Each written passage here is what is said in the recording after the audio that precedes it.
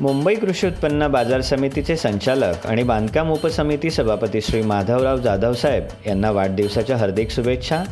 शुभेच्छुक मुंबई कृषी उत्पन्न बाजार समिती संचालक श्री प्रभू पाटील.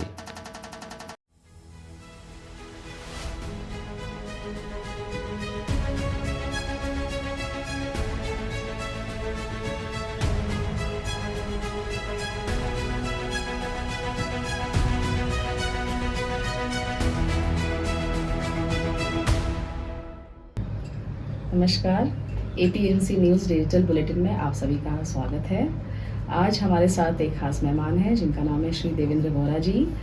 ये गेहूं के आयात निर्यात के जानकार हैं और ये हमें बताएंगे कि जो रशिया और यूक्रेन के बीच में जो युद्ध छिड़ा हुआ है इसका असर सभी देशों पे पड़ रहा है, हम सब जानते हैं, और भारत पे भी पड़ रहा है. तो देवेंद्र वोरा जी हमें बताएंगे कि गेहूँ के आयात निर्यात का असर भारत पे किस तरह से पड़ रहा है और क्या स्थिति है अभी की, वो हमें इस बात की जानकारी देंगे. नमस्कार.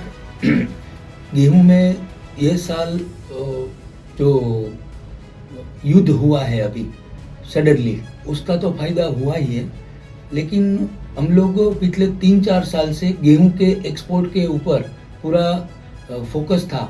तो लास्ट अप्रैल से उसका फायदा हमको मिलना चालू हो गया था.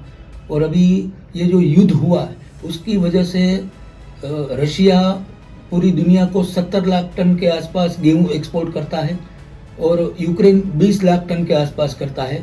तो वो जो बेनिफिट है वो हिंदुस्तान को अभी अच्छे से मिल रहा है. और बहुत सालों के बाद मंडियों में, एपीएमसी मंडियों में रौनक लौटी है. ट्रांसपोर्टर, लेबर, आड़तिया, ट्रेडर, एक्सपोर्ट इंपोर्ट का काम करने वाले और पोर्ट पे बहुत सारा अच्छा ट्रैफिक देखने को मिला है. कुल मिला के दिवाली जैसी रौनक उधर अभी देखने को मिल रही है.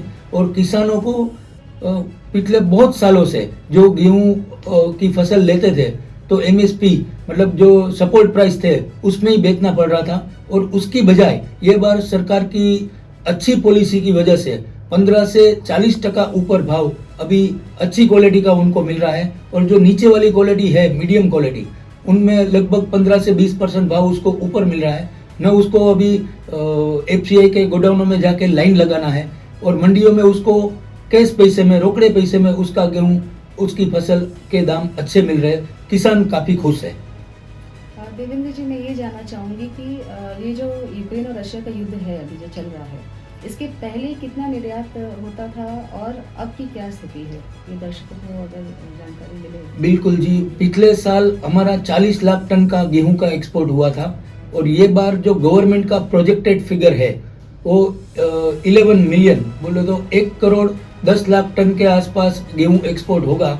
फिर भी सरकार चिंतित इसलिए नहीं है कि ये बार अच्छी ठंडी की वजह से गेहूं की मेन खुराक होती है जो फसल की, वो ठंड है. और ठंड अच्छी पड़ने से इल्ड है, जो उतारा है, जो फसल का जो प्रोडक्शन है वो अच्छा आएगा. और 9 करोड़ 50 लाख और 10 करोड़ टन के बीच में फसल प्रोडक्शन आने की वजह से सरकार को कोई चिंता नहीं है. और पिछले साल का सरकार के पास 3 करोड़ टन के ऊपर गेहूं का बफर स्टॉक के ऊपर भी माल है, इसलिए कोई चिंता का कारण नहीं है कि कोई ब्लैक मार्केटिंग वगैरह होगा. बट ऐसा है कि गेहूं का जो हिंदुस्तान का जो मार्केट है वो अभी नियर अबाउट 58 कंट्री, मतलब यूरोप में जहां हम सोच नहीं सकते थे, वो इटाली जैसी कंट्री भी हमारा गेहूं के लिए मंगाने के लिए उत्सुक है. फिलीपाइंस जैसी उत्सुक है. और एशियन कंट्री में तो जो भारत का जो गेहूं है वो मल्टीपर्पज गेहूं है.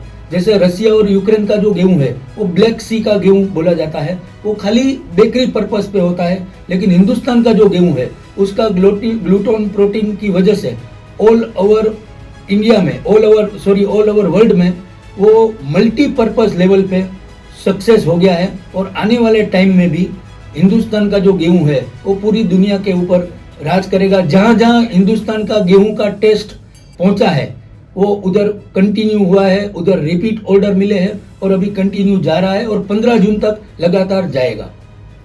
तो दर्शकों, जैसा कि हम सभी जानते हैं कि गेहूं को कनक कहा जाता है और ये जो कनक है ये बाजार में चमकने वाला है, तो किसी को चिंता करने की कोई ज़रूरत नहीं क्योंकि सरकार के पास काफ़ी स्टॉक है ऑलरेडी. तो इसीलिए इस जानकारी के लिए आपका बहुत बहुत धन्यवाद।